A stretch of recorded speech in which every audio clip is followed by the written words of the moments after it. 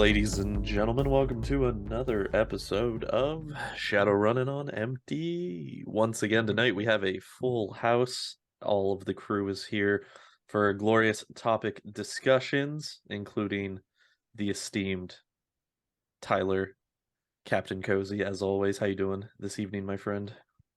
Flawless introduction. Thank you. I am here and I'm ready to be filled up with the sick lore of the sixth world. Did I do that? Is that right? Close Tell me enough. that's right. Okay, cool. But you know what? He's here to inform us. He's here to light the way. Easy mode. How's it going? It's going pretty good. Sorry if I sound a little off or different. I have been battling sickness this whole last week, and I had lost my voice at one point. So, I mean, getting it back. We may or may not have been talking for the past couple hours. You sound like velvet. Ah, yes, velvety goodness just rolls out of my mouth with boy, delicious nuggets of phrasing. Lore. All the phrasing. Tell me more about your delicious nuggets. I keep them warm. I keep them warm for you, listeners. Oh yeah. Shadowrun After Dark. Oh my. But yeah, good job on almost adding another 6 there and then summoning Satan. Darn. Hate when I don't summon the devil. If only. Yeah, wouldn't that be the trick? That would be the trick. But speaking of demons and Shadowrun After Dark. Okay. Let's banish the shadows and go to the land of the rising sun. Ooh. Well done. Thank you. We're going to go to Japan on our little journey today. Who doesn't want to go to one of the most technologically advanced nations in the 6th world? Probably the Amish. I really need to get my hands on the Shadows of North America book just to find out what the Amish are doing in the 6th world. I'd imagine like churning barns and raising butter. Yep. Churning soy butter. Raising their Nova possums. Spinning their bandit thread capes. Yep. Okay. Selling their fireless fireplaces, Communing with bug spirits. 100%. Oh no! Come on! All right, Jesus, dude. Now, who did I do a disservice to there? The Amish or the bug spirits? The Amish. You ready? Well done. I was getting ready to hit the cancel button. How dare you? Well, that's a story for another time, and we'll have to catch up eventually. Be on the lookout. One day, podcast for Shadowrun on Empty, the Amish. I have a feeling that's going to be like a 20-minute episode. I'm gonna be real. What?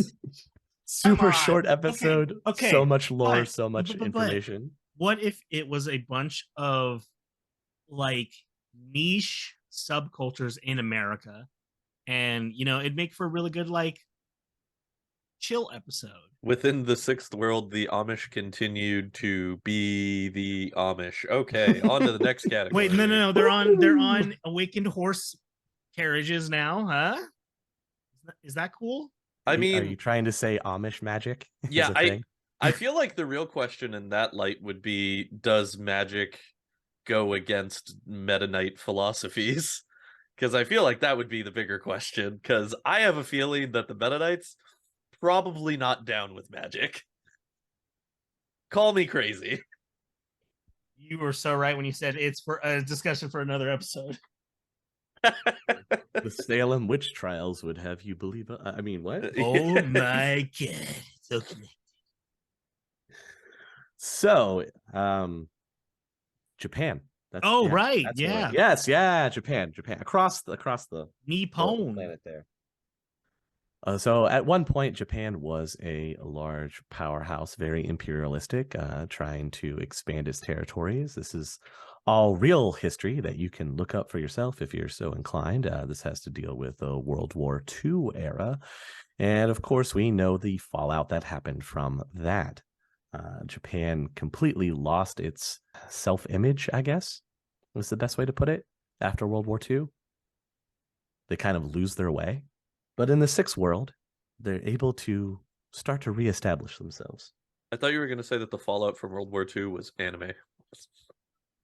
Yeah, I was gonna say when you said they lost their way, I was gonna say in the words of Hillock Hill, "Don't lose your way." So many anime quotes that are appropriate Oh here at this boy, point. ladies and gentlemen, if you didn't like our tangents before, you will not like them anymore today. Oh no, especially with the number of possible tangents that can come up from talking about Japan. You're gonna be so annoyed. You're gonna be like, "Nani the fuck?" Desu. Desu. Shirorororo. Okay. Making anime references is my date bio, though. So. And you're my Nakama, and nothing's gonna change that, you bitch. Oh my god, what you have I know. done? If you know, you know. What? All right. Oh, Okay, man. okay, all right. We got it out of our system. Did we? Okay, yep. No, we did. got it No. started in our system. Yeah, yes. You've awakened the sleeping I am the giant. Nova Possum in this episode, and I've been awakened. All right there, Nine Tails, calm down. By their peak in 2030 is when we see the huge rise of the Japanacorp. Think of the rise of the Japanacorps in the sixth world as Japan rediscovering its identity, and the Japanacorps and the corporate courts and business rooms and dealings, they all become the new battlefields. So your Japanese businessman becomes the New World samurai, so to speak. The era of the honorable salaryman. Yes. Where the Japanese economy was dominated by the Zaibatsu, the family-owned monopolies after World War II. But what about the Mishiba Zaibatsu? Or completely different. Does the sixth world not believe in the King of the Iron Fist tournament? Because that's the true tragedy. I don't think they have the King of the Fist tournament. Well, the King of the Fist tournament is something completely different. Easy. That's Shadowrun After Dark. I would like to take you on a journey called Fist of the North Star. Holy shit. So how does imperialist Japan return in the sixth world? Because that's what happens. I mean, it seems like the rise of the corporations would probably have a lot to do with that. It really does. You have to remember at the end of World War II, one of the stipulations that was placed on Japan was they could no longer have a standing army. Right. And so the way that they get around that is they create their Special Defense Force, which is basically an army without calling it an army. Which they still have to this day. Yes, that is correct. Not to be mistaken with the Earth Defense Force. They fight giant ants and spiders, but that's completely different. Giant enemy crabs. Yep. Giant enemy crabs. Well, I'm glad it wasn't just me. And so by the turn of the century, Japan becomes the second largest military spender in the world, with an army larger than Israel's. Whoa. Quote unquote army. Come on. I'm sorry. Quote unquote army. Thank you. A legally distinct army. so much so that the Special Defense Forces are inducted into the UN as peacekeepers. Wow. Okay. This is seen even more so when the Japanese go to back the 2005 push by South Korea to invade North Korea. Oh, no. Okay. Now, this was done under the guise to protect Japanese citizens from the fallout of war. And of course, North Korea, who thinks they are best Korea, obviously does not take this lying down. and instead decides to retaliate against Japan by firing nukes at them. That'll teach them. It's a sensible response. Well, it would be if any of them actually made it to mainland Japan. But of course, the mysterious forces stole them again mid-flight. They now are up to No. 6 nukes. They fired the nukes from North Korea, and none of them make it to Japan. They all either fail in flight or splash down before making it to their target. Shouldn't have cut corners on the fuel. Good old North Korean ingenuity right there. They are certainly one of the Koreas. They are. Because of this, it sparks a national shift in the Japanese perspective, leading to the refounding of the Japanese imperial state in 2006. Don't call it a comeback. That's not great. As the Japanicorp influence expands across the globe, the Japanese Senate, the Diet, quickly transformed corporate victories into victories for the state. A corporate victory is a victory for your country. Exactly. Yeah, I mean, it makes sense. A corporate victory is a victory for Japan. Japan is corporations, so that all checks out. In 2012, the Diet, the Party of Divine Heritage, passes the Yamato Act. This encourages expansionist policies and abolishes almost all remaining anti-monopoly restrictions. Specifically within Japan? Specifically within Japan. We'd call those the power limiters. Yes, because this allows the Japan corporations to swoop down and gobble up all smaller corporations that are in their areas. Do you know what the estimated value of that corporation was? No, I don't. Over 9,000! Oh, perfect. Oh, wow. How does he do it, ladies and gentlemen? And because of this, Japan has the first true mega corporations. Oh, interesting. The Yamato Act also changes the official currency of Japan to the new yen. So does the Yamato Act have influence on the expansion for like the push of extraterritoriality? Yep. That's the one. That's the word that none of us can pronounce. Well, you have to think in Japan I mean, does it influence the like other countries into starting to see that like megacorp is the way to go in terms of expanding their own financial gains?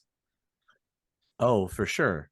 Some of the other corporations, especially in North America, catch wind and catch on of the idea, and that's why you have like that whole land grab and displacement of native peoples, which causes a huge problem. When changed to the new yen, right? This deepened the country's economic dependence on the larger corporations because that's what's churning out the new yen. And of course, wherever the corporations go, the Japanese military is close behind to protect their people and their interests. Once again, I'd like to point out quote unquote military. Well, with them rising back to imperialist Japan, it is now a military. Oh, okay. Fair enough. Did we just they just brought it back? Gave up. Okay, cool. And they're retro. Nobody challenged it or nothing. We just who's going to? I guess that's fair. Yeah. Think about the time. The one that would have, which would have been the United States, is in its own turmoil. Yeah, they're not doing so hot right now. They're losing some land and there's some problems going on at home. Yeah. This, of course, allows Japan to once again go into an expansionist mindset. In 2021, the Japanese imperial state invades the Philippines. Oh, that's not good, as history has taught us on multiple occasions. And in 2027, it is made the 48th prefecture. Oh. Philippines? Woo. Yeah, the victory spurs corporate military expansions into Peru, Australia, and California Free State, all because of their success in the Philippines. Makes sense. Does Japan own territory in California Free State? Yes, they do. They have San Francisco. Ah, That's technically their foothold into California Free State. I mean, think this you mean changes. San Francisco. San Francisco. Wow. This does change later on in the timeline, and we'll talk a little bit about that when it happens. Now, the downside for all of this imperialism for Japan. Mm-hmm. The awakening takes place. Mm-hmm. And the attitude towards the awakening is split. I mean, at least it's split. The return of magic brought power to the Shinto and kami spirits once again, and further reinforced the emperor's power. Metahumans, however, were seen as a disgrace to their families. Many were considered no better than gaijin. That's not good. While others were seen as oni. That's also not good. To be feared and despised. Yeah. Yes. And remember, the awakening happens around 2012, thereabouts, when they first saw Ryumio. So Japan is technically the first to experience the awakening by seeing one of the first great dragons. Right. Interesting. In 2027, these prejudices become official policy. That's not good. Under the orders of the current emperor at the time, Emperor Kenichi, metahumans were sent to the island of the Philippines created by volcanic eruptions called Lagu Lagu. They, of course, renamed this island to Yomi. I'm surprised that they didn't just call it Monster Island. Well, I'm sure some people did. They just take a page out of Toho's book. So they renamed the island to Yomi, and the island is basically a prison camp. Fun. Where they would transfer metahumans and undesirables. Much less fun. Yeah. There's a quote that says most of the individuals that were rounded up and sent to Yomi Island were criminals, poor, or those exiled by their families. Oh, it was Australia. Kind of, yeah. Some actually go on their own accord because of the shame that they feel. What's sad? Those that do remain in Japan suffer from extreme prejudice and often serve as little more than indentured servants in corporations. Yeah, I don't want to say that the sixth world, always imitates real life once again, but Japan and their xenophobia, man, it's pretty well documented. Pretty apparent. Yeah, pretty apparent. Yeah, it's not necessarily the best look. In areas where there was Japanese occupation, so where they'd sent their military forces, it was a little worse for metahumans. They had internment was more forced.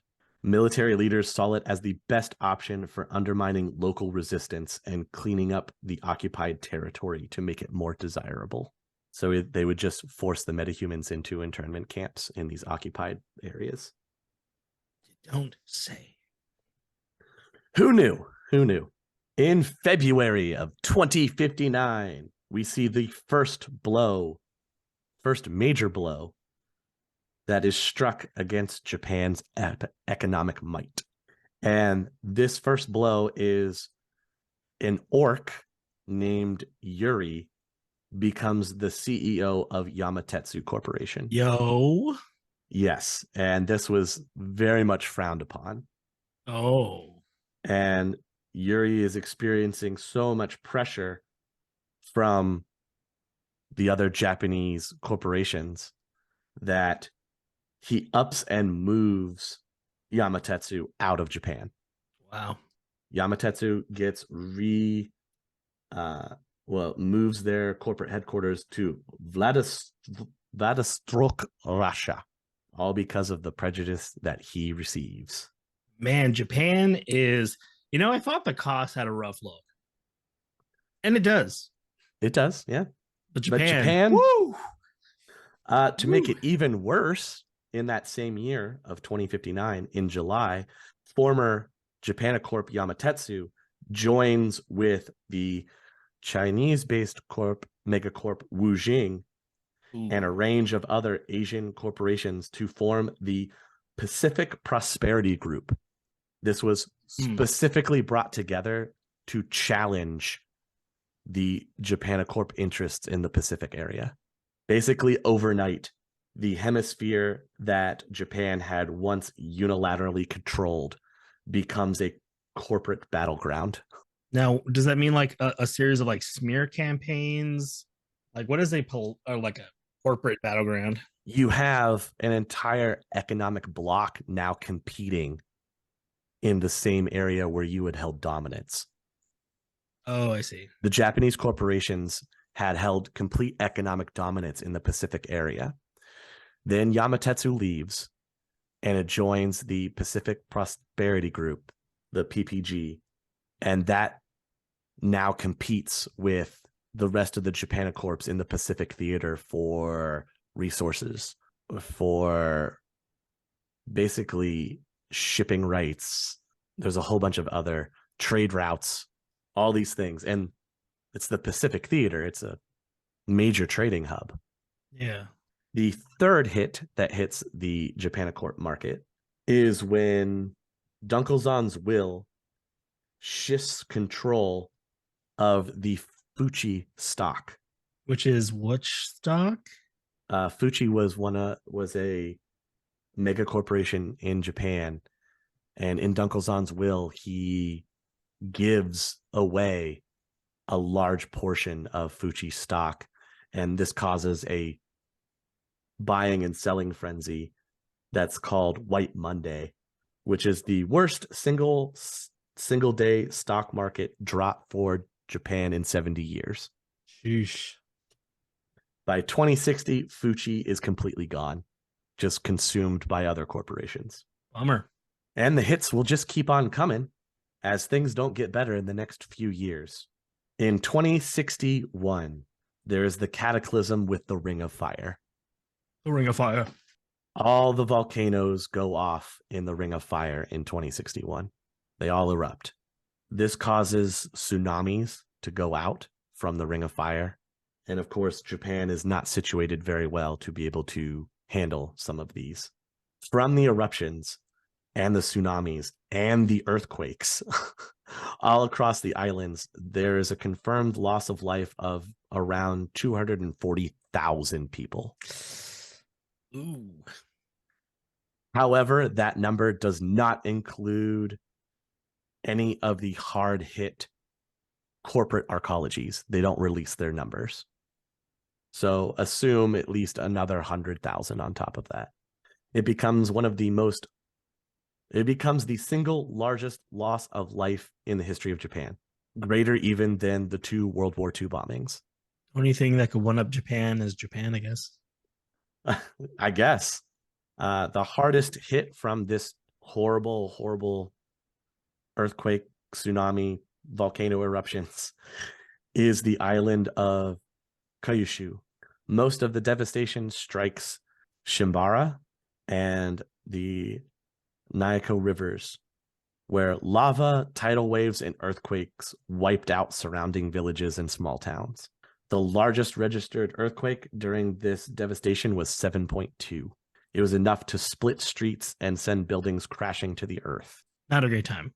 No, not a great time. Also, during this time, the imperial family, a lot of them die during this natural disaster. Oh no. Like just their places were really badly built for that. They just weren't prepared to handle something like this. So, quick question. Yeah. In regards to the structure of like the Japanese government system, is it still kind of how it is currently, where there is like the emperor and royal family, but it's also like the prime minister is like the figurehead, like the political figurehead? Yes. Okay. That is what it originally was. Then when it becomes more imperialistic, obviously the emperor gets a little bit more say. Shifts back more towards the emperor favor. Yeah, Yeah, but it's still run generally the same way. gotcha. So the Emperor Kenichi dies, along with some of the other royals that were next in line, all the way to the point where the next emperor of Japan is Emperor Yasuhito, who is only, I think, 14 years old.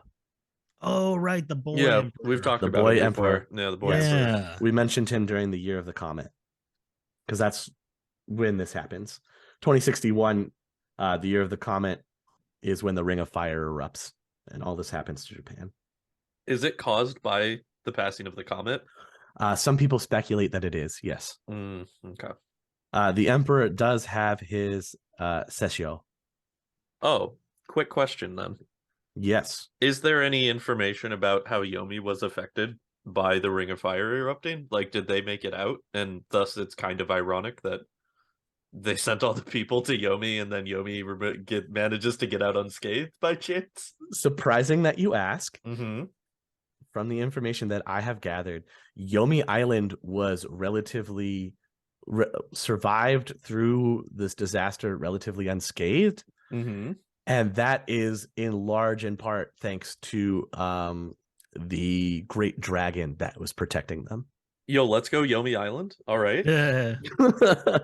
Yeah, they have a great dragon that protects them. I'll have to look up his name. I think we talked about him briefly in the dragons episode, where he's like got these dark blue black scales, and he is a champion for the inhabitants of Yomi Island. Hey. He's kind of taken them under his wing, so to speak. But after this great disaster, Emperor Yasuhito wastes no time in claiming the rebuilding process.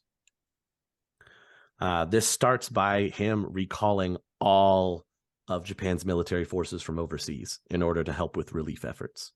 This is where you see the division between the new emperor and him calling back military forces and some of the hardline military officers that are out in the world. General Saito being one of them, who is in control of San Francisco in California Free State.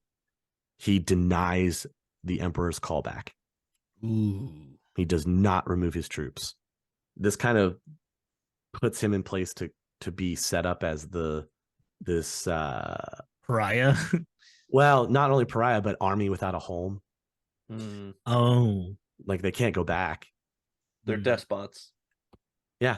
Mm-hmm. I also think that there's a special forces unit in Peru that also does not return for the Emperor's call. And everything worked out fine. Right. Also, real quick, the dragon was Masaru.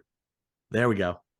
Masaru. Not only does the Emperor call back the military forces from overseas, but the government also hires Mitsuhama, which is one of the big mega corporations, the AAAs, to supplement their police and recovery forces. So they employ megacorp as local. As police. Yeah. Yeah. Which I'm sure that goes well. I mean, it worked for Lone Star, right? Right? Yeehaw. Deals are struck quickly, and within days of the new emperor's ascension, plans were in place for the care and lodging of those that had been displaced by this horrible disaster. The government is then forced to make hard choices about which cities to protect and which to leave to their own devices. After his ascension, the emperor declared a permission of Genti Buiso, which is the right to bear arms. Hell yeah. In Nagasaki and in other smaller kaishu cities as a response to the loss of life in the area. The problem with this is that it becomes kind of like an extra legal zone because you have the right to bear arms now. So you see a bunch of go-gangers that spill over into the area with their own sense of street justice. It is the most reliable brand of justice. Hell yeah, frontier justice. Frontier justice. While the Diet is arguing over priorities of what to take care of, there is a war that starts brewing in the streets of Tokyo. Mitsuhama and other corporate forces are given temporary police powers, and under the guise of cleanup and rescue operations, Mitsuhama begins seizing local assets from rival corporations. Do not resist. We are here for your protection. We're here for your corporate protection and all your files. Don't worry about it. This comes to a head particularly when Mitsuhama seized control of a Renraku laboratory under the false pretense that it had fallen prey to computer malfunctions that threatened the local populace. Uh-oh. They are a threat to themselves. Using fears of the Seattle arcology situation to fuel public support. So Mitsuhama was just trying to throw Renraku under the bus just to raid their laboratory. In retaliation, 2 days after the incident, a top Mitsuhama scientist was gunned down in what appeared to be a gang-related incident. Sounds like that's like corporate warfare in effect. Well, you're having the beginnings of what is going to be like a shadow war between Mitsuhama and Renraku. That just sounds cool. Well, yeah, using the guise of, under the guise of cleanup and natural disaster relief, and you have these two corporations start to go at each other's throats.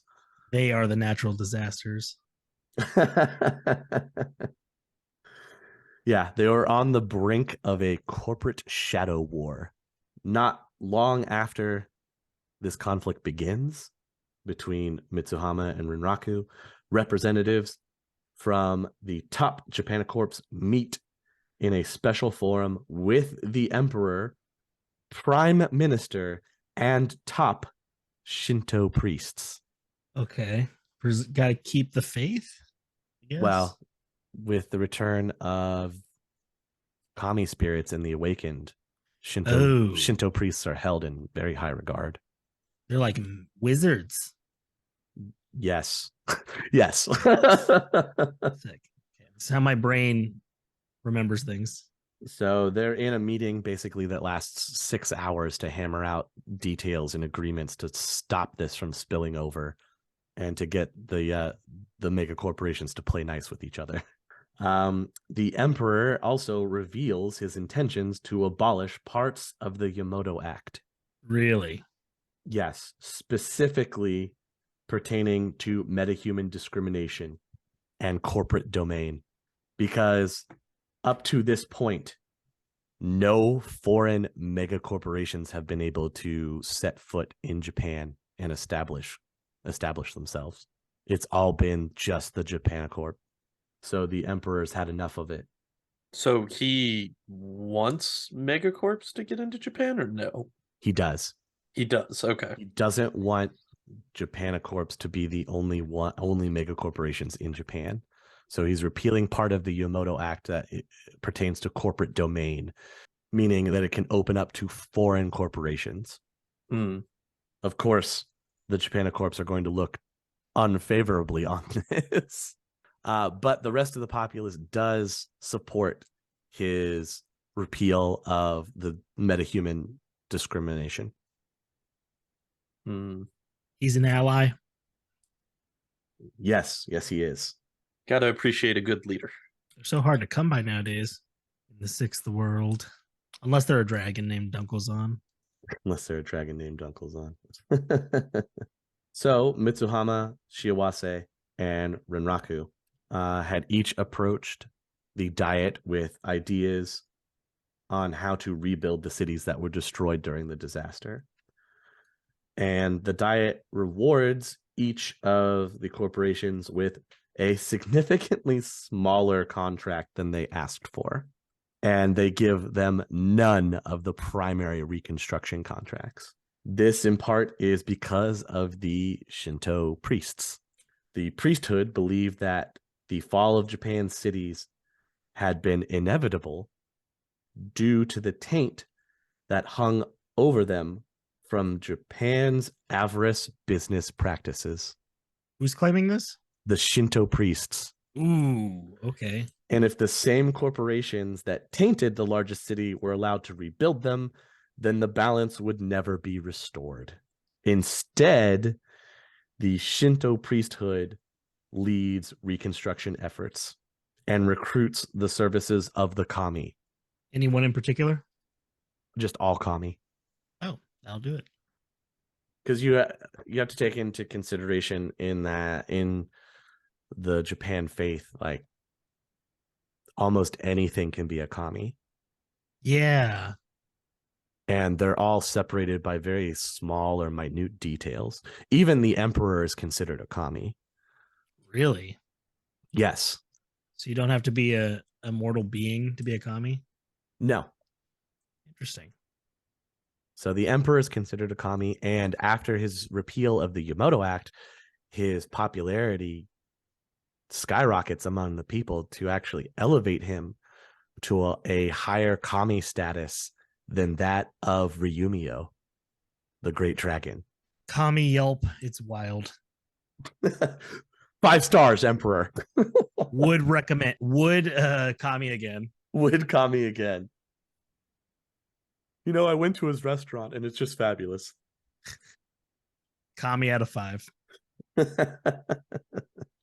As part of the reconstruction plan, the Tokyo prefecture was originally merged with the surrounding prefectures of Kanagawa, Saitama, and Chiba, turning the Tokyo sprawl into an official prefecture called Neo-Tokyo. The city remains the capital, and the new palace was constructed for the royal family at its epicenter. Is that to prevent like structural damage, or it's a place of power? It's just to show the rise of the new tradition. This new emperor, he's putting his palace in the new city, which is going to be the new center for commerce in Japan. So it's not only a symbol of power, but also of restoration. Okay, powerful, multi-tiered. For a 14-year-old, he's pretty savvy.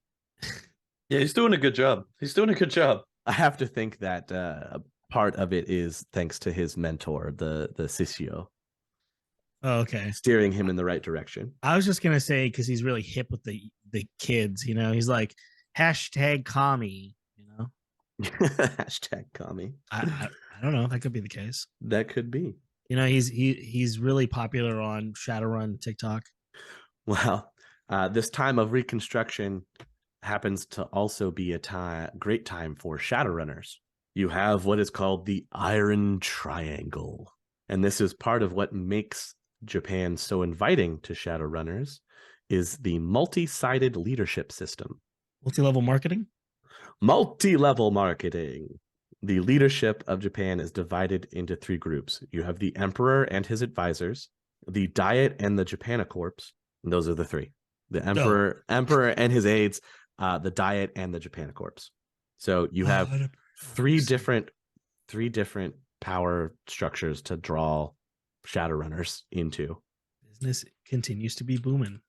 The emperor surrounds himself with a loyal group of advisors. Key among them are his Sessio, Haro Yanakura, the emperor's new wife, Shiawase Hitomi, and a mysterious visitor known only as the Wraith. Oh, that guy's definitely not a villain. Definitely just doesn't have a billowing black cape and ominous organ music that plays with him wherever he goes. Right. So the emperor himself is only 14, but has won the respect of the majority of his people. Good on him. Part of this is because of the support that he has received from the honorable Shinto priesthood. There are rumors that the emperor had actually been swept up in a lava slide that killed his family, but somehow he had miraculously survived. His legend only grows as he has survived multiple attempts on his life in the short time that he has been emperor. There have been many assassination attempts, and he has survived all of them. Why in particular do you think? Probably because of the people that he surrounded himself with, that they're looking out for him. Or some people believe he's being used as a pawn. By Priesthood? Well, either the priesthood or by his Sessio. mm, But given the succession of failures in plans that oppose what the emperor wants, it's hard to argue that there isn't something driving him, or that he has some kind of force about him. the aforementioned Date Bio. Yeah.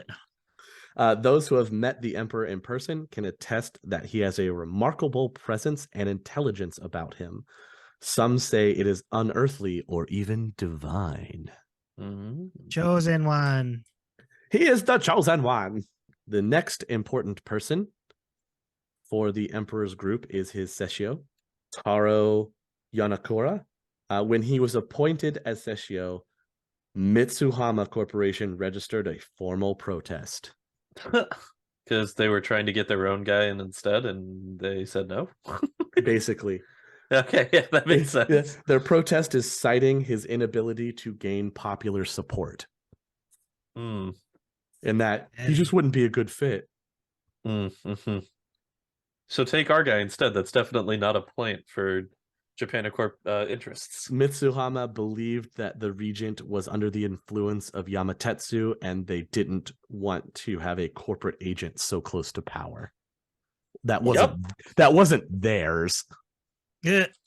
You know, There's definitely an asterisk in that statement. like exactly.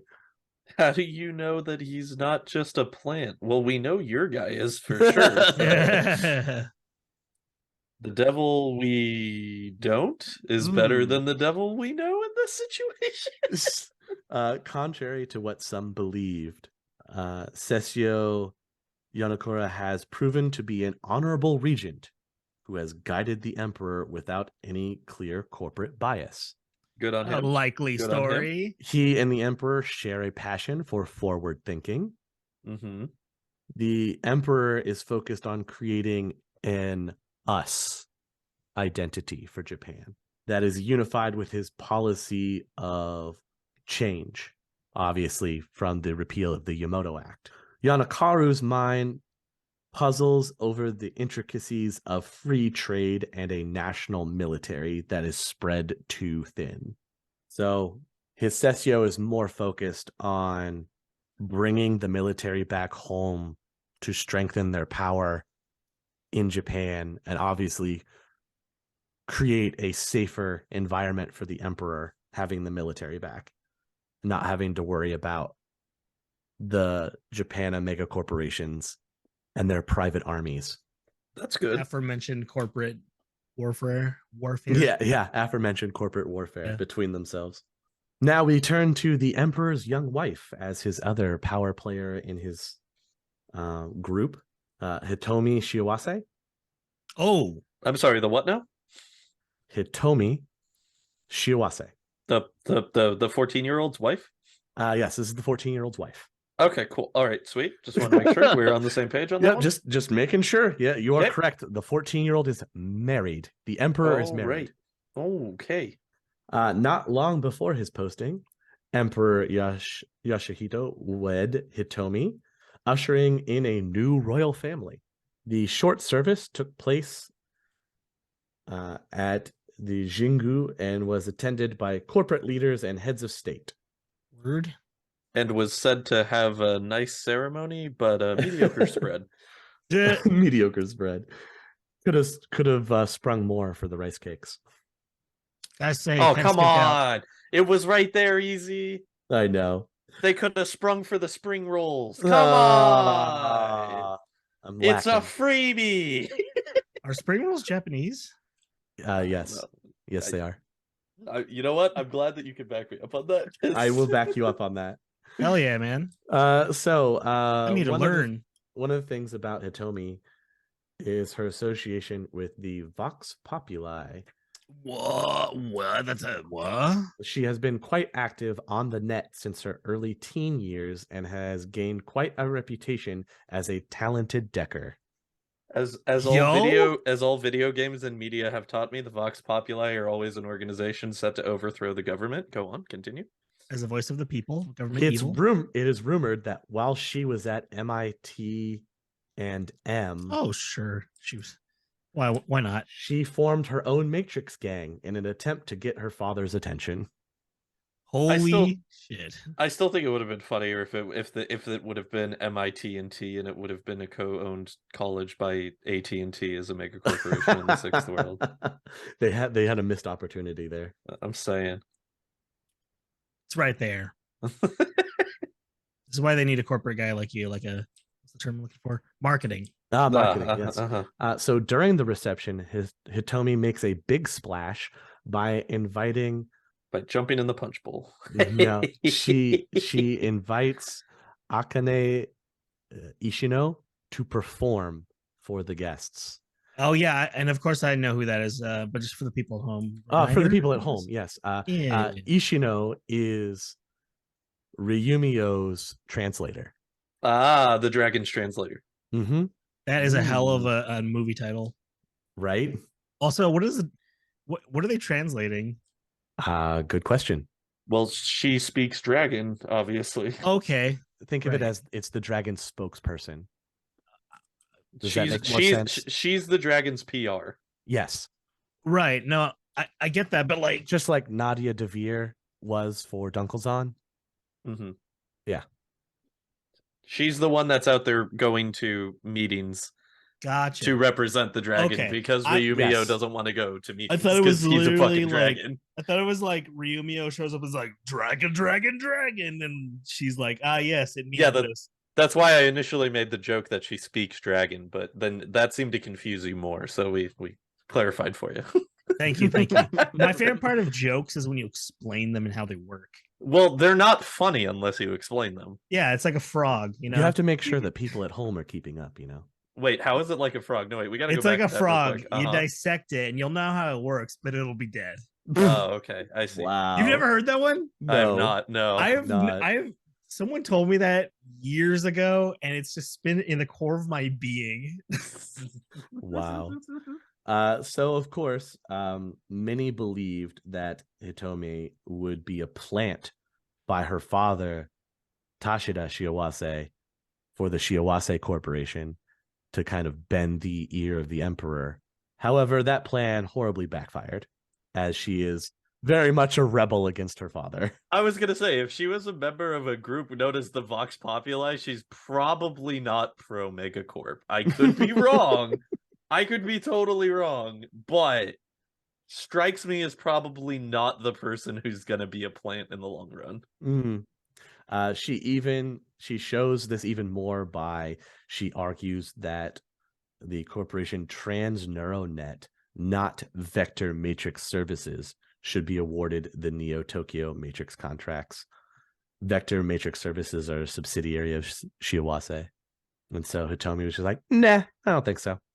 And now we come to the mysterious third member of the Emperor's group. Triumvirate, if you will. The Wraith. Oh, yeah.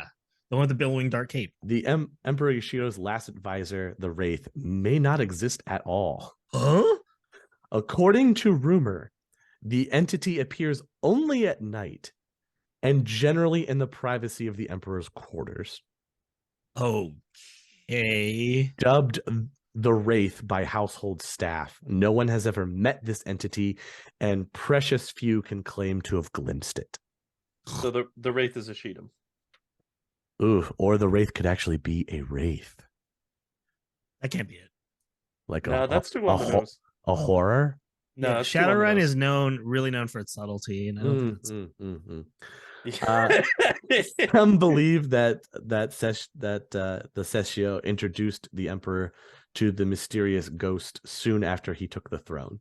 Since that time, palace servants have whispered about the Emperor talking to shadows in the hallways and speaking aloud to himself in his quarters. Nope, not a fan of that. When your government, not government, like corporation. Mm-hmm. Your corporation is run by a fucking ghost. No, sir, I am good. On Okay. three Yeah. separate. So the wraith is a wraith. That's okay. The wraith I is a think you wraith. might. Yeah, I think you might be right. Well, here you go. Subtlety. On 3 separate occasions, he has been seen speaking with a raven-haired young woman who always manages to obscure her face. Nope. No. Wait. Does she No, also no. happen to travel in and out exclusively through televisions? I was gonna say she probably Nope. travels in and out through TVs. What is that? Mhm. Onryo? Yeah. Ringo. Not a fan. Nope. That movie. Woo. When servants approach this raven-haired young woman, the visitor mysteriously disappears. After 7 days. Ah! And then It comes doesn't back. say Yeah. that. Perhaps A really scary face. perhaps coincidentally, each of these visits has corresponded with policy shifts in the administration. Don't you get it easy? There are no coincidences. Ghosts run in Ghosts, bro. Ghosts and mysterious forces. Name a deadlier duo, Japan. I can't. and you won't, because they'll kill you. Bug spirits and mysterious forces. One of the one of the speculations of who this mysterious visitor could be. There have been the idea of it could be an astrally projecting visitor. Okay. Or hear me out, a fucking ghost.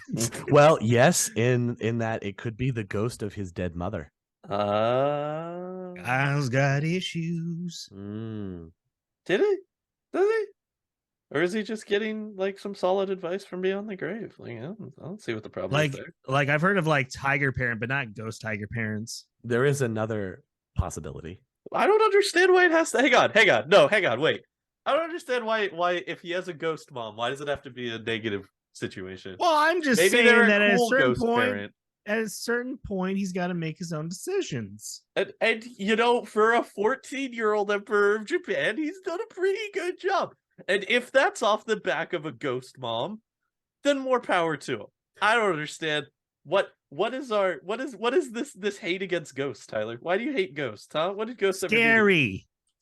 Look, Not always. look. I've seen Ghostbusters. Sometimes they just want to have weird ghost Hey, sex with dude, you. let all me right? be a ghost racist, okay? Look, I'm just going to throw this out here that traditionally speaking, ghosts in Japan, not helpful. Yeah, I mean, No, I've never seen The Ring, and they're like, "You in 7 days, you'll have a pleasant rest of your life." or The Grudge. Remember that one? Yeah, dude. yeah. You're gonna be affected by the best luck. Ooh. Oof. Big oof. So I mean, like, I've seen Casper. I ain't never seen no Japanese Casper. I mean, there's a segment in Dreams by Akira Kurosawa where a guy that's climbing Mount Fuji is about to die, and he's visited by like 7 the ghosts? spirit of 3 the ghosts? mountain, and like it's kind of just ambiguously ends after she shows up because it's a dream, but like it's not necessarily a bad interaction, you know. It's That man's kind of dead. all right. It's kind. Listen, man I've is seen 100% Spirited dead. Away. All right, they're not all bad ghosts. No Face Bruh. is just misunderstood, you guys. He's just hungry. They took the family and turned them to pigs.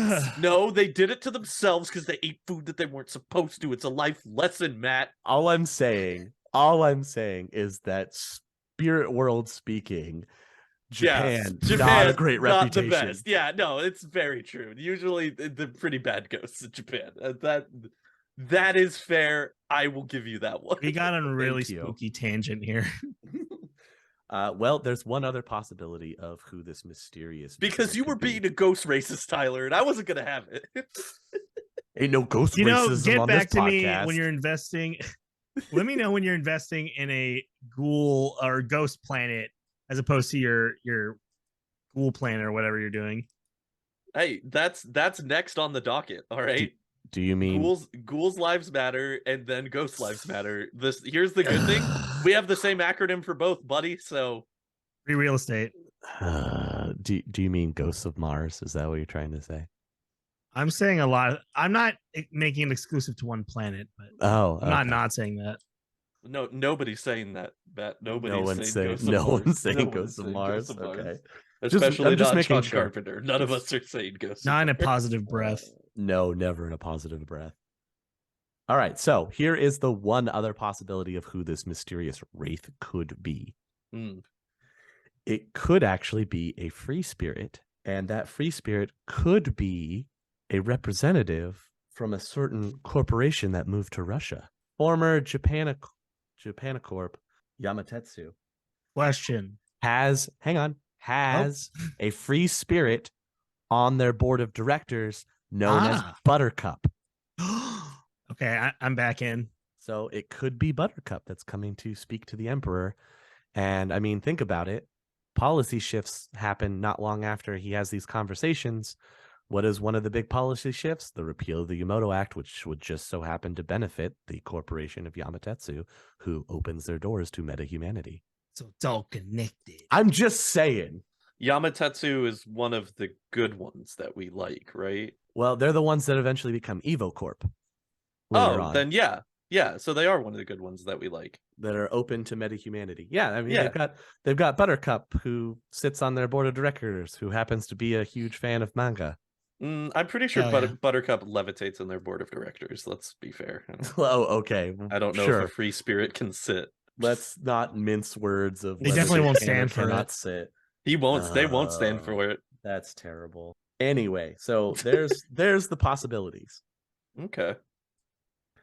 So now we move on to the next part of the Iron Triangle, the National Diet. The Diet is the primary judicial legislature composed of two houses, the 256-member House of Councilors, and the more powerful 490-member House of Representatives. The group is led by the Prime Minister, and the Diet members represent the closest thing that the people have to political power. So far, this checks out. I'm waiting for when it gets weird.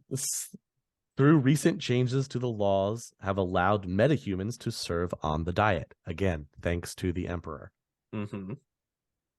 Only one has done so, and that person is Mina Saito, an elven representative. Of course, she was met with criticism from both sides of the fence, being a meta, and many feel that she is a traitor to their kind. Oh, Placed in the Diet to placate the growing number of meta-humanity unwilling to accept discrimination as a way of life. So they just view her as a threat. The minority hire. The quota. Mm-hmm. Hate to see it. But it's only one person out of 456 on one side and 490 on the other. Yeah, out of 700 people. Yeah, she's the only one. Of course, members of the traditionally minded Diet see her as an elf first and are often unwilling to work with her on legislature. Of course, she has the full support of the Emperor for obvious reasons. There's not much else about the Diet other than what you would normally expect from your average political cabinet: backstabbing, money laundering, the usual, lobbying, the usual, Yeah. What you expect is most likely what's going on. Obviously, the Diet is not happy with the Emperor, especially with the repeal of the Yamato Act. One, because it's breaking the tradition that they had already established with meta-humanity being discriminated against and seen as less than citizens, less than human in some regards. But then also the repeal of the Japanicorp stranglehold that held on the economy, the Japanese economy, where they no longer have, eminent domain. They're now having to open up and allow foreign corporations to make inroads and compete. And of course, the Diet isn't going to like this because they feel as it's a backwards sliding to what they were during the time after World War II, but before they started back into this imperialist mindset with the successes that they had seen around the world. So that's what the Diet wants to get back to and maintain, is the Japanese superiority that was taking place in the Pacific Theater. So of course they're going to oppose the Emperor at every turn that they can imagine. He's like more of a, I guess, like progressive approach in Japan. Very, very progressive. I mean, his whole stance is on change. And opening the borders, essentially. Yeah. He sees it as it's a way for Japan to grow and revitalize itself after the natural disaster that rocked their entire country. You know, he's got a point. He does have a very valid point. Finally, to the last part of the Iron Triangle, we have the Japanicorps. Obviously, the Japanicorps today, their balance is being tested from many different angles. Ooh. The work of the Emperor has enraged many of the corps, drawing them together into a union that seeks to dethrone him.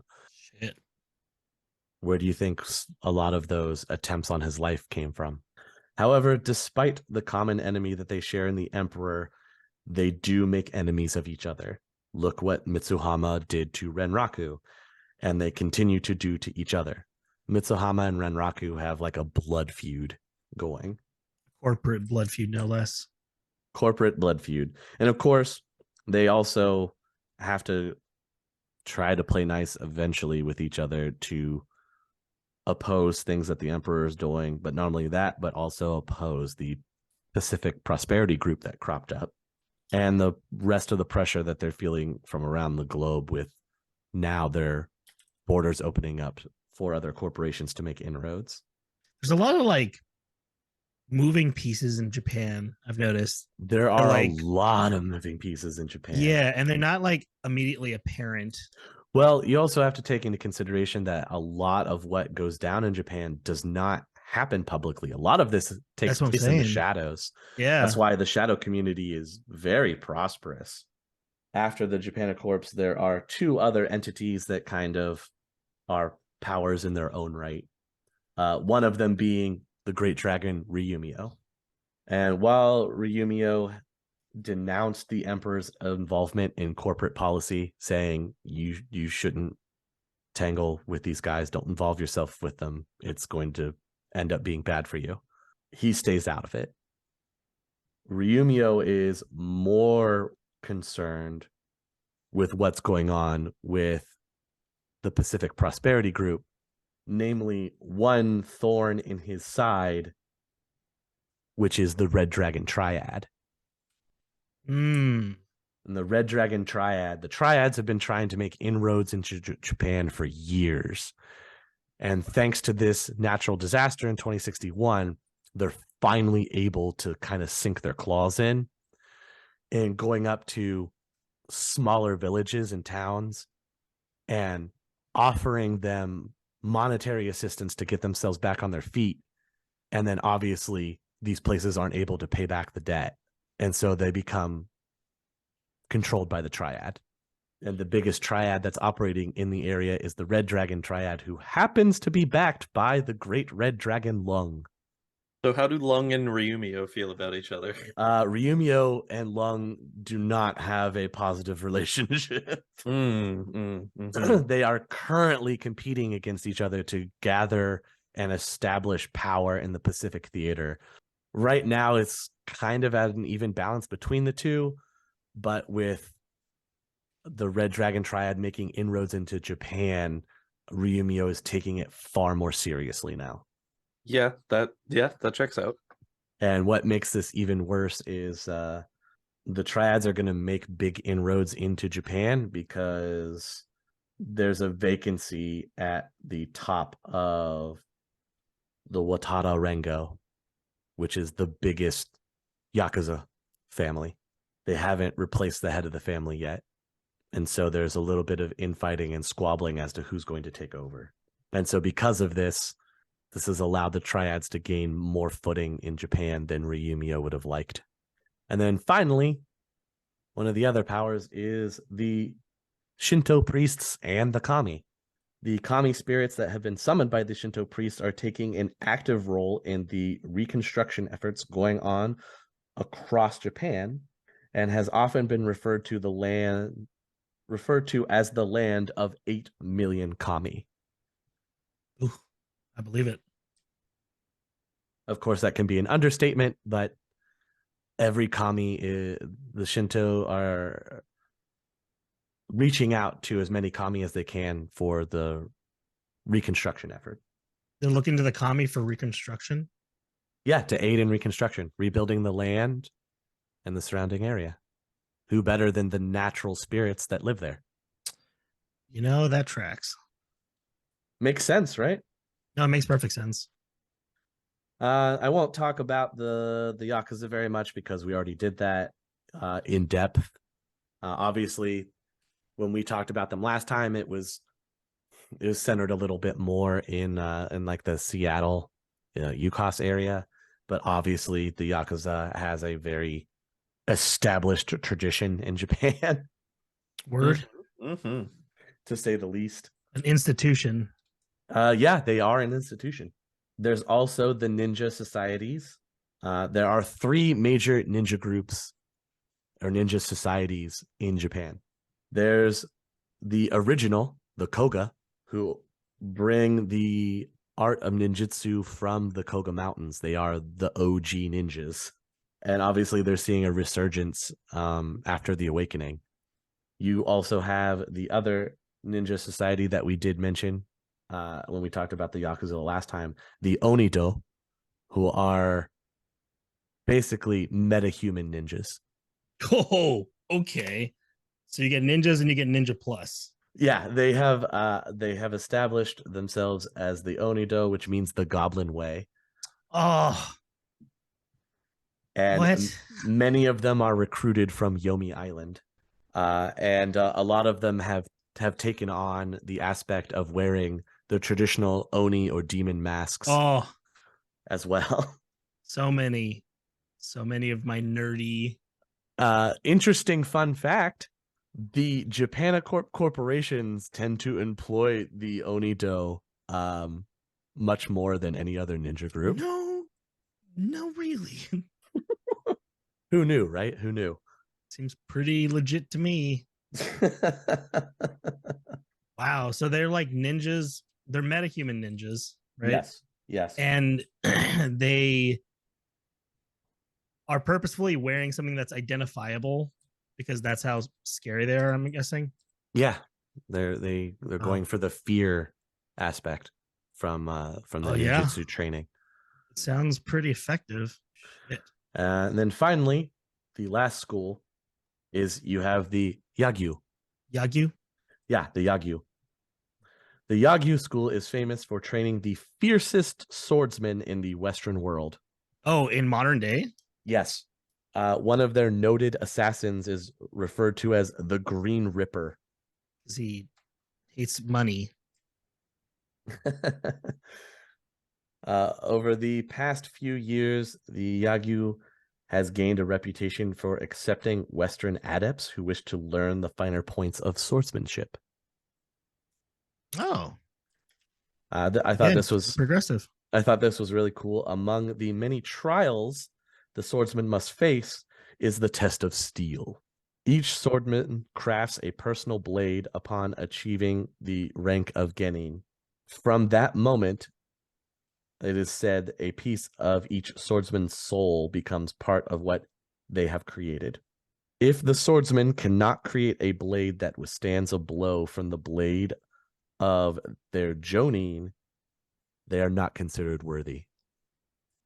Who's their mentors? Yeah, Jonin are their mentors. Oh, okay. So if you construct your blade and it can't withstand a strike from a blade of your mentor, you have failed. Tough break. Failed ninja, a very tough break, because failed ninja are forced to take their own lives with their own broken blade. Oh no. Mui seppuku. Yep. You leave with your blade or you die by your blade. Metal. I thought it was going to be like you leave. Metal. You leave. Wait, you live by your blade or you leave by your blade? Yeah, basically. That's the shadow looking area. Japan also has pop culture gone wild. Which when we say gone wild, we say like I don't know, berserk, or are we saying like I don't know, a certain No culture across the globe possesses such mania as Japan. Everything they do is big. yeah. Japan gave birth to the terms adoru and otaku before Really tracks. otaku had anything to do with the children that can access the matrix wirelessly. Their cities tend to look like something carved out of a manga script. Oh, that's cool. Their culture lives on the cutting edge with all the technology. Try naming another place where you can walk down a crowded street and see groups of people dressed as their favorite net game characters. South Korea. Got him. Oh! Out their ass. Actually, there's something very unique about Korea, and we'll talk about it eventually. But it has something to do with their matrix and how it's very unique to their country. Japanese youth culture is driven by obsessive behaviors. What? Can confirm. Can't be us. As an American, So much so that there I are identify with that statement. so much so that there are slang terms for the clinically obsessed. We call them nerds. Yeah, I was gonna say. Well, there's the techno fetishist, shortened to technofet. For those people that, you know, are obsessed with decking and technology. What if I'm really obsessed with the Mandalorian? Is it fetting? I see what you're trying to do there. It's Right. fet. It's fet. Yeah. You fet Nice. for a fetish. Wow. And I do. Welcome to the land where Shadowrunners are the dark heroes that fill the Tridio every night at 8. That's pretty cool. Skulking between corporate megaliths in search of their own personal justice. Wow, that's metal. Right? You can make a living smuggling antique mil-spec gear or turn a quick new yen as a body mod actor for the newest net game. Body mod actor? Yeah, you know, where they need to capture the movements and everything. Oh, okay. For the I was thinking video I used game. the term mocap. Yes, it would be mocap. So an Idoru is a flash in the pan pop star. That's the term for it. Yes, it's humored that Japan might as well be called the land of 8 million Idoru. Idols rise and fall quickly, no matter if they're real or electronic. YouTubers. I feel like that's still a valid statement. Yeah, that you could just make about modern Right? modern culture. For instance, there was some excitement a few months back about Akira Date, a descendant of the Koyoko Date virtual idol program. Akira had the #1 hit song for 18 weeks. That's a lifetime by Japanese standards. Oh. Fair. Everyone who bought the album knew she was a computer program created by Hisato Turner, but nobody cared. Not even a real person. Live in the fantasy, you know? Right? Something Hatsune Miku, something. Having a fetish is similar to having a chip addiction without the better than life high. Tell me about it. In Japan, they call it Mo. Moe? Moe? No, just Mo. M-O-E. Just Mo.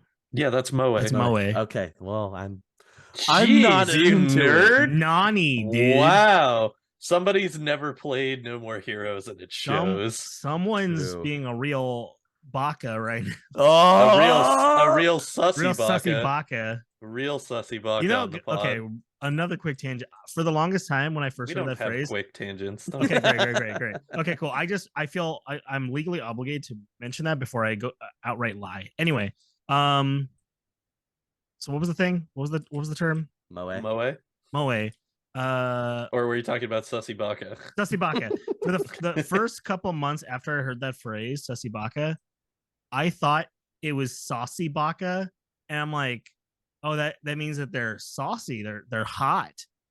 Oh. I'm still not convinced that's not what it is, but I mean, I feel like that's still applicable, but just it is kind of a different scenario, you know? I mean, you're just skirting the line of calling somebody a saucy Blanca. and I Ah! I've seen those pictures. Rule I've 30. drawn those pictures. Rule 34. Let's just say Blanca Ball has a new connotation when your I safe search is off on Google. I don't want it. No. Yeah, Hard, I haven't even hard begun pass, to my connotate. guy. Hard pass. You won't like me when I'm connotating. Being cute is extremely important in Japanese culture, especially for girls and women. An example of moe would be the pleated skirt uniform every school-age girl is required to wear. Sure would be. Girls have And been how? known Japanese girls have been known to select schools based on how cute the uniform is. Aw, that's adorable. For men, moe can manifest itself in an obsession for women with body mods, such as Neko Mimi. Yes. You sounded really pained saying that, Matt. Yeah, could you say it with a little more enthusiasm, Yeah. please? For men, moe can manifest itself in obsession for women with body mods, such as Neko Mimi. Thank you. I'm assuming that that's cat ear mods. That is cat ear mods. You are correct. Yeah. Okay. Cool. Nekomimi desu. Ooh, when Surge hit Japan, this is Surge from the year of the comet. Oh, I thought you meant Surge like the drink. Yum yum yum. Oh man, Surge the drink. I miss Surge. Can we talk about how much I miss Surge? Yeah, I want to talk about how much I miss Surge and the diabetic coma it was putting me in. Let me take you real quick in the way back machine, if I will. With me. I have this very distinct memory of when I was in middle school. I went to our local mall, and we used to have this arcade here called GameWorks, Oh, GameWorks, which was owned by Sega, and it was this incredible 2-floor arcade. And Surge was doing a promotion where they had a big truck outside of GameWorks. So me and my friends went to hit up the Surge truck when we left, and the dude that was working there did not give a shit, and he was like, yeah man, just do it, just take whatever you want. So my god, we had backpacks with us. We loaded up 3 backpacks with as much Surge as we could stuff into it. bro. And then we went to Amazing. go take the bus home, and on the bus ride home we were the only people in the bus, and me and my friend were messing around, and we were like, yeah, what if we just like jumped in the middle of the bus and pretended like we were surfing? Oh, it'd be fun. And the bus driver was like, all right, bet. And he turned off the interior lights and started swerving the bus left and right while we were standing in the middle of it. And it's like, that is a core memory to me of like my middle school years. I remember it very fondly. And much Surge was drank that night. Surge. Most of my memories with Surge involve really long D&D sessions. Appropriate. So, back to Surge, where when we talk about it in Shadowrun, it's when the not as fun Surge, yeah. Well, it's when the comet passed and people started to change with different aspects. Like, remember, you could grow a prehensile tail, fur all over your body, etc., etc., etc. Surge was the second wave goblinization, right? Yes, when Haley's comet passes. Yes. So when Surge hits Japan, everyone goes wild. Oh, okay. It became cool to grow a tail or pink fur. The closer you came to look like a popular manga character, the more potential you have to tap into people's moe. That checks out. Yeah. It doesn't see that's one of those where you're like, you didn't just say those combination of words. I did say those combination of words. But you did. Body mods are a big thing in Japanese youth. Again, I feel like that is also still very prevalent to actual modern culture. I don't know about you guys, but I distinctly remember the head bagel phase of Japanese culture. I don't know if you guys saw that one I where might need a refresher. it was girls were getting like silicone injected into their foreheads to get like a round shape in the Bruh. I swear to God this is a real thing. Wow. So I also again checks out. Yes, the youth of Japan thrive on the opportunity to look unusual. So you'll run into kids with saber-toothed fangs, cat eyes, and the like. The mods are usually removed by the time they hit adulthood, creating a steady supply of refurbed bio and chrome. Yeah, pass it on down. I don't know if I like it when my bio is refurbed. Yeah, it's cheaper. Hey, it's cheaper. Yeah. I I'm sure they sanitize it. Oh Yeah. Yeah. You just go to one of the reputable ones. Yeah, just they dip it in some hand sanitizer and Yeah, it's totally fine. Totally I fine. was gonna say just put it in like a bowl of salt water or something. Like that's how you disinfect things, right? Guys, guys, no. no. Got a lot of disinfecting to do. Hey, guess what, guys? There's a darker side to the whole Moe thing, too. What? No. Why? Keep Moe pure. Keep Moe pure. Many men in Japan are sexually obsessed with the youth and cuteness, and particularly young schoolgirls. Why do you gotta describe it in those words? Yeah, why do you have to describe it in that voice? That's the thing. Because that's exactly how I envision it. The manga is full of it, and when it's combined with the violence that's pervasive in a lot of Japanese erotic material, it can result in some pretty sick stuff. I'm not a fan. No. And then, of course, there's the extra comment of let's not get started about some of the even stranger Japanese obsessions. Quote, tentacles, anyone? Okay, so we're definitely like cementing a roadmap as far as, I don't know, like an After Dark episode. Because there are some things we're talking about here that I'm like, I mean, for science, we should probably talk about it. Oh no, we are passing even for science. So the mysterious forces want you to be ignorant. No. Yep, that's what they want. Do we not talk about the things? As cuteness increase, so does the likelihood of you go ahead and insert what you think goes there, but I think we all know. Wholesome goodness. Yes. So with so many major tech corporations operating in such a relatively small space, Japan has become a haven for tech fetishes. There's a lavish black market that exists for experimental tech goods. The tech fetishes covet all forms of technology, cyberdecks being one of them. And remember when we were talking about really normal things like, I don't know, corporate assassinations and stuff? Right. And then we took the dark turd into Moe. Daisuke. These tech fetishes can range for many different devices. Obsessions with cyberdecks and wanting to collect cyberdecks. The obsession of pocket secretaries or technology that is handheld that can fit in your pocket. PDAs, phones, handheld games, bioscanners, etc. People collect them like collectible toys.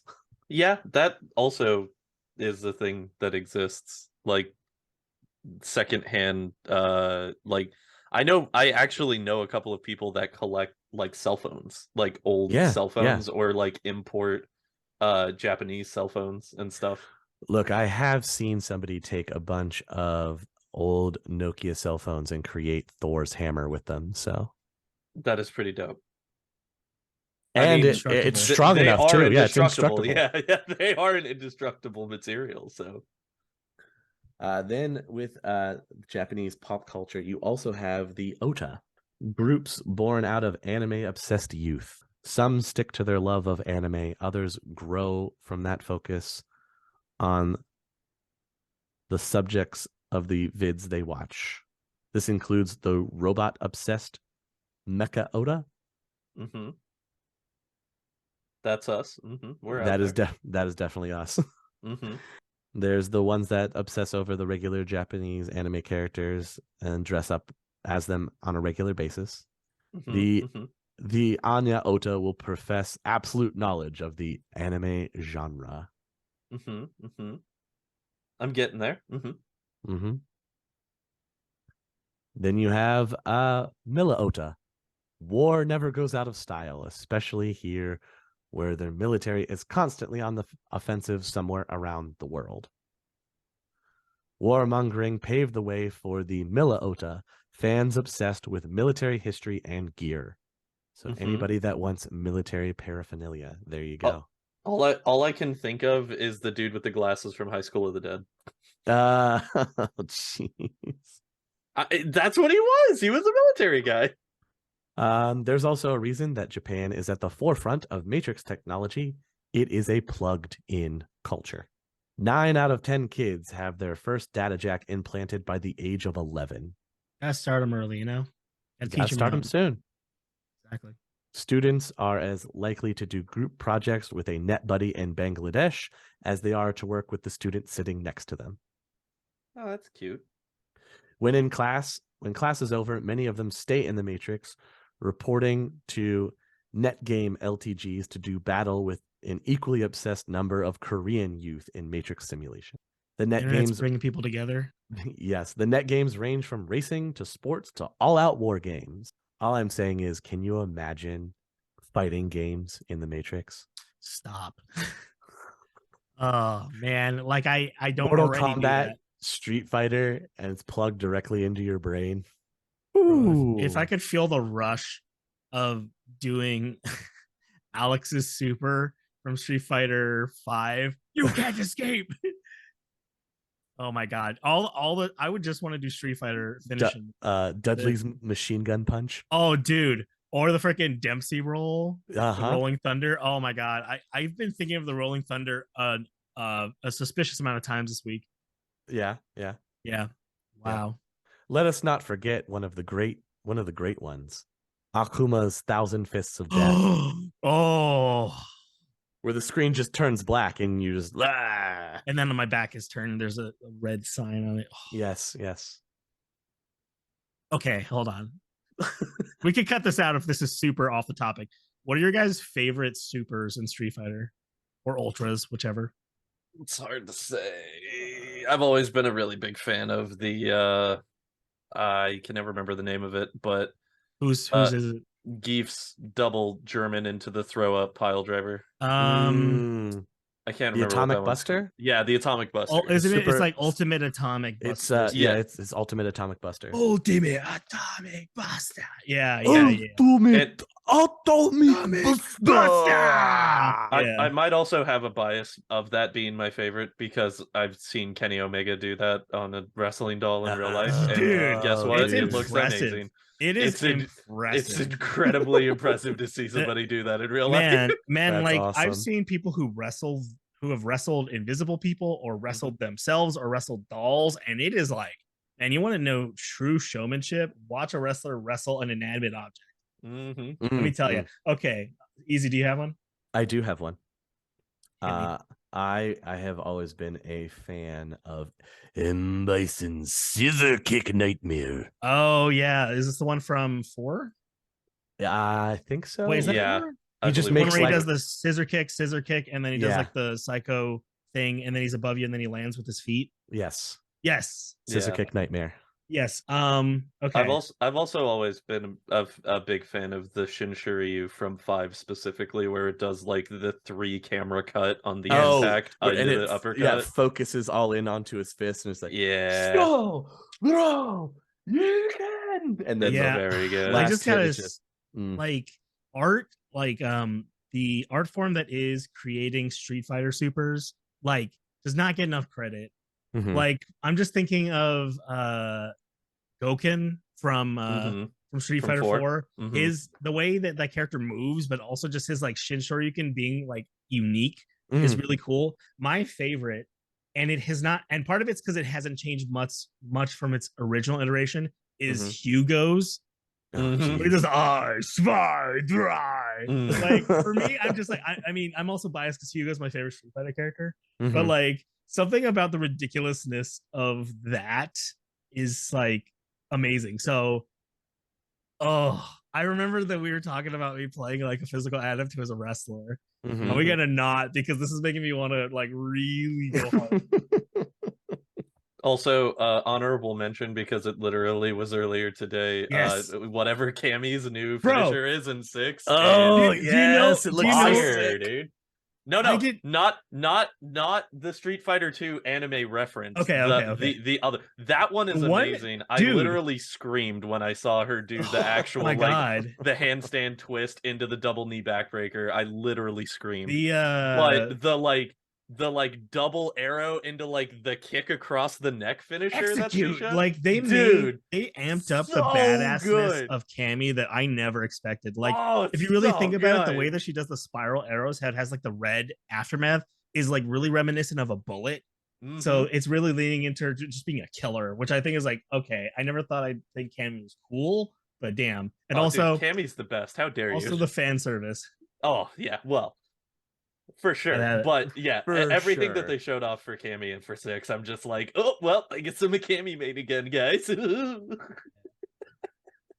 That's how it happens. Oh my Yeah. gosh, Cammy main. That's yet another tangent. Love it. Yeah. I will say one of my other favorite supers has been Ken's super, not the fiery The kick one? Yeah, the kick one. Yeah. Yeah, that one's always been one of my favorites. That's like iconic. Seriously. There's just so many like for me, it's a big determinant on if I want to play a character in a fighting game. Is if their supers are cool. Are you talking about Ken's finisher from Third Strike? Where Yes. he does like Yeah. okay, yeah, like the Yes. super combo into the Yes. Tetsu. It's since Okay. Yes. it's Yes. since become his its return to being Yeah, his, yeah. like, Yeah, it's returned Yeah, to being one 5 of his has it, signature right? supers. I've Yes. had it, and in 6 it looks like that's his. Yeah. Okay, sick. Also another honorable mention because he is another one of my favorite characters that has been in basically almost every Street Fighter. Yeah. Sagat's Tiger Destruction. Oh my god. Yeah. Oh yeah. So good. Oh yeah. Oh, Tiger Destruction is clutch. you cannot Also, beat the king. You cannot beat the king. honorable mention once again to Armika's finisher in Street Fighter 5 with Tedeshka. Oh yeah. Oh yeah. The stereo, the stereo flying peach. Yeah, the peach, baby. Peach Flying bomb. Peach, yeah. Flying Didn't they peach have to bomb. nerf that? Yep, they sure did. They Did you sure see no, animation no, for it? no, it wasn't the peach bomb that they nerfed. It was her victory animation that they Oh, nerfed. with her booty. Yeah. Okay. Okay. Sweet chic music, man. Some Word, people can't handle homie. it. Dude, I love in the Street Fighter 6 trailer, I love how like her win pose is her hand is making sure to cover her crack. It sure was. That was a deliberately placed man, hand. It was Boy, I deliberate that noticed we that saw as well. that. It was deliberate. We saw that entire taunt animation and her entire win animation. Come on. But I am not upset about it. Yeah. So Japan. Yeah. You'll be happy to know that drones are everywhere in Japan, with Homie. an amazing concentration of them in the new capital, Neo Tokyo. They're used for many different tasks, mostly those considered degrading, such as sweeping streets or collecting garbage. Huh. Okay. Like maintenance. Yeah. In Japan, robotic pets have actually been common since the 20s. Like 2020s? Yes. And with the advance of technology, it didn't take long to see anthropomorphic drones arriving on the market. Uh-oh. Okay, sorry. The reason I was laughing when he said that is because I just recently finished watching Kamen Rider 01. And literally the crux of the villain's backstory in Kamen Rider 01 is that he had a robot dog as a pet and his dad told him no. So he became a roboticist in the future in order to make robots because he loved robots. The anthropomorphic robot pet thing just that made me laugh because I just thought I was like, it fuels villains as well. Millions died because of that. Nice. It's hilarious. Japan is also the first nation that is going to be going wireless for the Matrix before they do it before the second Matrix crash. Dude, You don't even got to plug it in. Yeah. Yeah. I mean, and that actually saves them in Crash 2.0, where they don't suffer as hard as some of these other countries do because they've already implemented a wireless grid. Because they're not connected to the actual network. Yeah, they're not hardwired in. Yeah. So they're able to salvage a lot, which is really good for them. I don't think I need to mention that. It's a unique place of note in Japan. Well, now you do. Now we've set it up too much. For the full shadow expose. Top Spots is what it's called. It's called Top Spots. Everyone's heard of the moonlit hentai garden. Oh, what? Okay, this was is that taking a turn. Hang on. Let me sit on the edge of my seat real quick. Hang on. A local brothel. Mm-hmm. Less known are the net club 6-0 and the local dueling arena, the Forum. Like a Yu-Gi-Oh arena? No, like an actual like dueling arena. No. Like gladiator style. I gotta be honest, less exciting. I know you're very much less excited. However, you should know that there probably are net games that are like Yu-Gi-Oh, where there are online duels and everything like that. Oh yeah, I've seen them. They're in VR chat. That exists. Yeah. Pot agreed. If you're looking to make some new yen, the grid is chock full of pay data. Everything from independent gaming firms to biotech startups. So pay data is just like out in the open everywhere, mostly because Japan is so on the cutting edge of matrix technology. The downside to that, where you think that you're just some hot Drek Decker that's going to pop in here and gather up all the pay data and live a fat life, you have to think about how many Deckers the Japan corporations employ and how next level they have to be. Yeah, that makes sense. I would have to imagine that cybersecurity in Japan is probably like more insane than anywhere else in the sixth world. Yes. Yeah. Hands down, definitely one of the most advanced places for cybersecurity. Makes sense. Neo Tokyo is one of the other big places of note. The new capital. It's getting a lot of attention, especially with all of the Gaijin corps setting up shop there. It also has the governor's newly built palace. The city is a mix of new technology and old world laws. The city defense force relies on a network of surveillance sensors and fast response drones. In the downtown areas, most corner police booths have been replaced by a matrix kiosk and a drone hutch. Drone hutch? Yes, like a place for the drone to connect. Oh, it's like a charging area. Yeah. Because drones are so prevalent. Makes sense. It's like seeing like the Tesla thingies. Yeah. Like when you're in places where it's more common. Ooh, firefights in Neo Tokyo are usually pretty one-sided. Guns are completely outlawed. What? You must be an officer in order to own one. Actually, that's like only one step above gun laws in Japan currently, so that's not super crazy. Citizens have responded to the law by carrying a variety of blades. Oh, like swords? Yes, like swads. And thus far, every attempt to have these blades outlawed has been denied. Further, private police forces are not allowed in Neo Tokyo. Corporations are permitted to have armed forces on extraterritorial grounds, but once they leave corp soil, they are normal citizens. Oh, interesting. No more guns for you. So that helps the Shadowrunner in that if you're on the corporate soil, if you can make it off there and back into the greater area of Neo Japan, you're just a citizen again. Yep. They can't really do anything. Hmm. Neo Tokyo might be the most technologically advanced city in the world, the first to have wireless matrix infrastructure. Full assist wireless hotspots are difficult to locate, so they're still in matrix cafes around the city that afford jack points, but obviously this will change in Crash 2.0.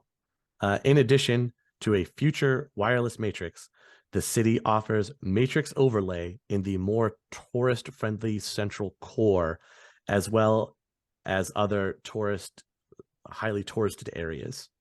This is actually the precursor to augmented reality that's introduced after Crash 2.0. So Neo Tokyo has it first. And that is the greater part of what Japan is like in the sixth world. What do you guys think? Would you live in Japan in the sixth world? I'd live in Japan in the modern world. I don't know. I don't know what to, Yeah, I would live in Japan. I don't know what to tell you. We'll stop there. I mean, and like thinking that I could just have a like drone escort wherever. Just I don't know, it's cool. Yeah. Do you want that drone escort to also be Niche? well, I was gonna say human. I don't know about You could get a drone escort that is modeled after the human body. Nope, I'm good. You know, That's a popular thing in Neo I'm Japan. sure. Boy, howdy, are there some popular things in Neo Japan? Emphasis on the escort part. Oh boy, Oh boy. oh boy. Now you're returning to being the sussy baka that you are. Bonk, bonk, bonk. That's to Yeah. insinuate he ever stopped. Yeah, that is true. Never not stopping. So, of the Iron Triangle, are you guys in support of the Emperor and his faction, the Diet, or the Japanicorps? I mean, the Emperor seems to be doing legitimately the most best, even if Ghost Mom is pulling the strings from behind the scenes.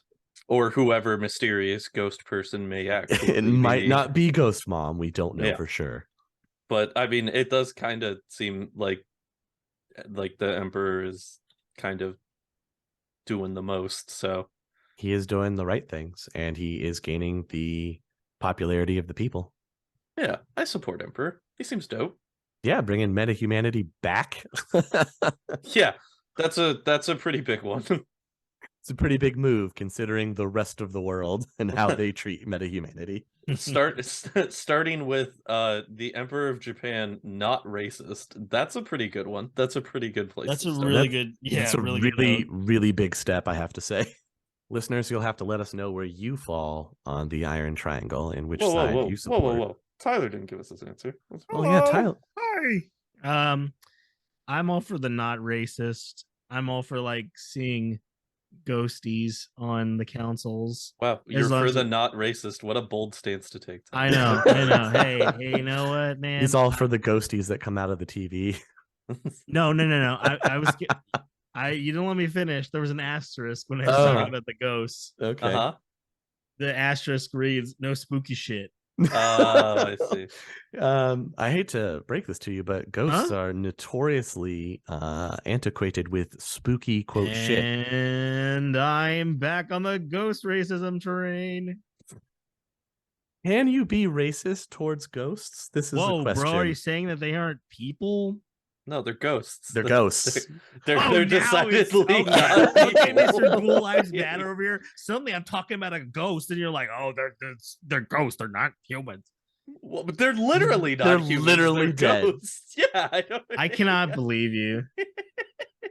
Now, if you were to ask, do ghosts deserve rights? That's a different question. But literally, are ghosts people? The answer is no. They're ghosts. That's a pretty definitive one, my friend. Ghosts deserving rights. That's a weird one because I mean, technically spirits, I guess. I don't know. I can't have this conversation with you guys. That's interesting. You guys clearly aren't allies. The And Clearly cost not ghost raises allies. its head again. Rears its ugly head once more. Where do you stand in the Iron Triangle? Easy. I like I definitely like the Emperor for his progressive movements, but I'm all for the backstabbing, intrigue, assassinations, and ninjas that the Japanocorps are throwing at each other. Give me that corporate shadow war. That's where I'm gonna make my new yen. I find Japan to be one of the most interesting for like the solo country dives that we've done so far because it's all like intercontained. Like it's for the most part, it's all in reference to things that are directly affecting Japan and just Japan. Like when we did Europe, it's kind of the the wide coverage of Europe, and similarly to how the US and North America have been affected, there are a lot of moving parts and a lot of different powers at play. So it's kind of it's really interesting to see Japan specifically, to just see like how much can still be happening, but in a much more self-contained bubble than a lot of the things that we've dealt with prior to this. Yes. Yeah. I think that is a really interesting look. You have to think even historically, Japan is very introspective. Yeah, for sure. Yeah. I mean, people have said xenophobic. And I have to agree they were. They definitely were. They definitely were. Don't want to mix the culture. Yeah. And obviously they see a little bit of resurgence of that early on in Shadowrun, and now towards the latter half things have started to cool down, and you're seeing meta humanity finally come back. Well, and just the general embracement of like, outside culture as well, and branching out more is really cool. And I mean, like even again, like to bring it back with the connected parallels, like it is very similar to the current culture of Japan. Like it's very much them pushing out of the xenophobic self-contained bubble and being like, no, you know what?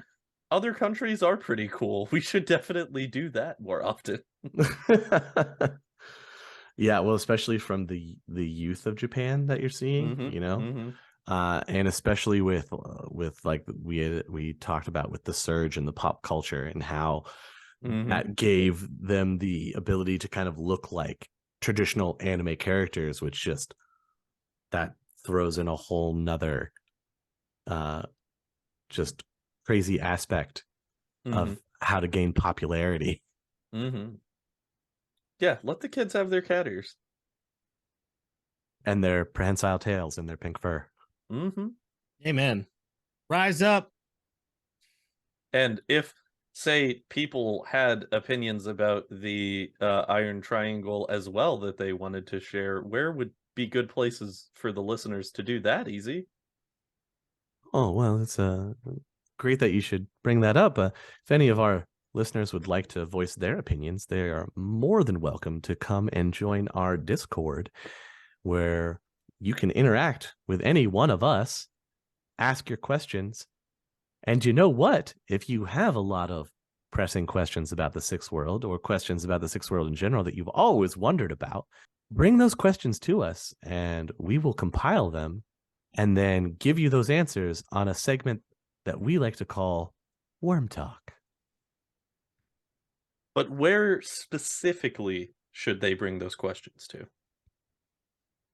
Specifically, those questions are going to come from our patrons.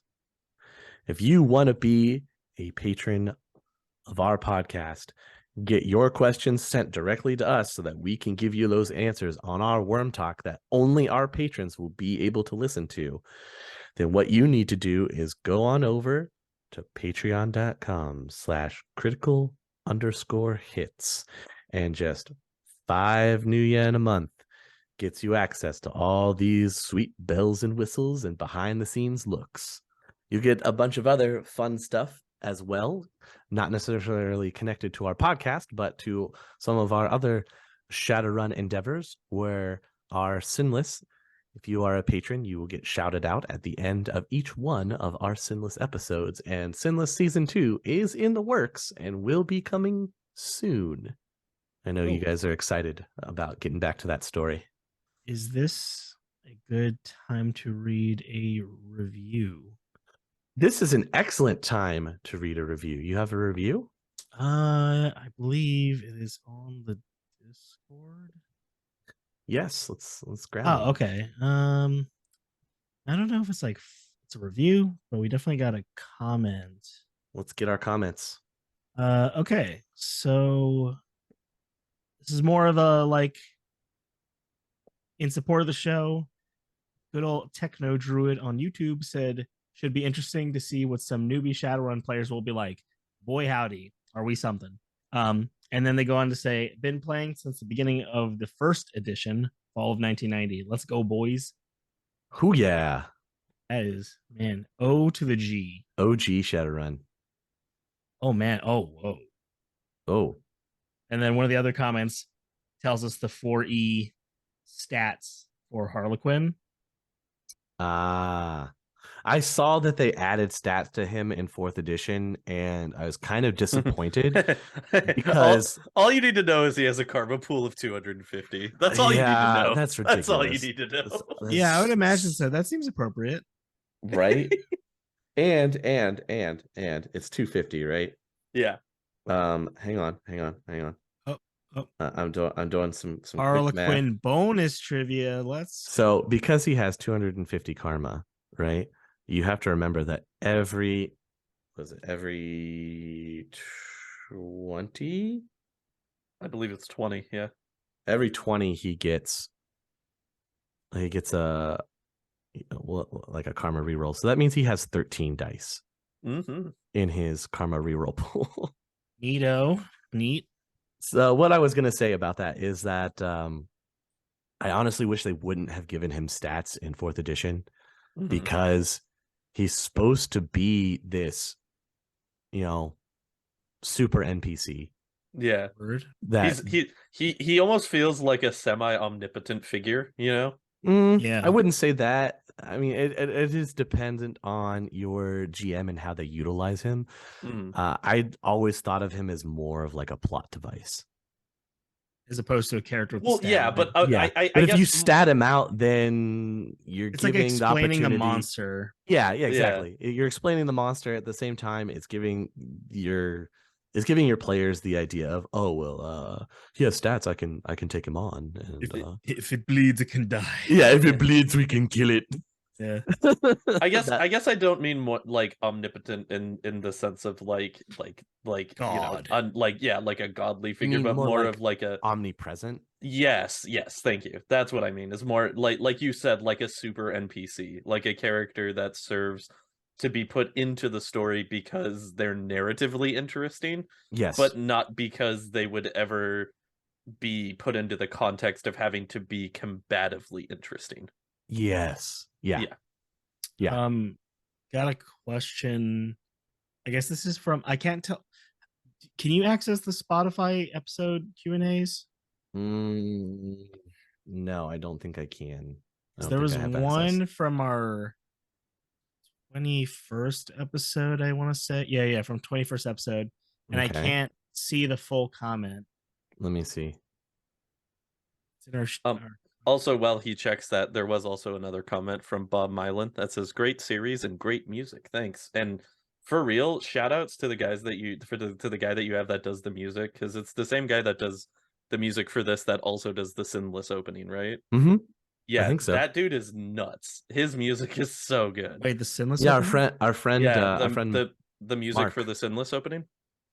That's I'm pretty sure that's just copyright free. I don't don't know if know. it's the same I'll have to I don't check think on it's the that one. same But guy. I know Mark has done our opening specifically for. He's definitely the Shadowrunning and empty one. Yes, he's And if we get specifically done a that. new one for season 2, I don't know. I don't know. I Eh? haven't seen what Friendship has in store for us for the opening of season 2. I don't We get to work appreciate on your that work. part. I get to work on the story aspects. Oh yeah, and you got some stuff in the works. I do see the one comment on our YouTube for On YouTube. yeah, for episode 21. Is it by a what's the name? Slobodan It's not the same thing that I was looking Kubrick. at. Yeah, I don't think I can. I don't have access to the questions that are posed from the Spotify account. Well, whenever we do, people will They'll probably it's- be in with our next Worm Talk, honestly. yeah, If totally. if I Submit remember those right. comments, questions. Yeah, get them to us so that we can have another great Worm Talk episode. We're due for one here soon.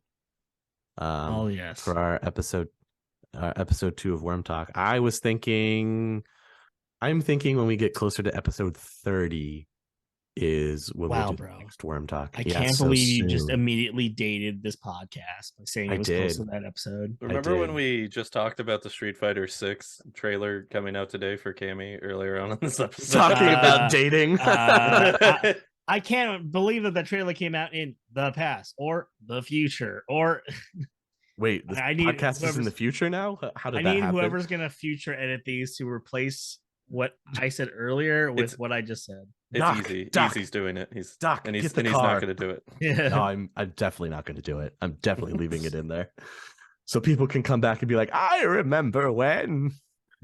Well, you guys have anything else you would like to bring up about Japan or Sixth World Japan?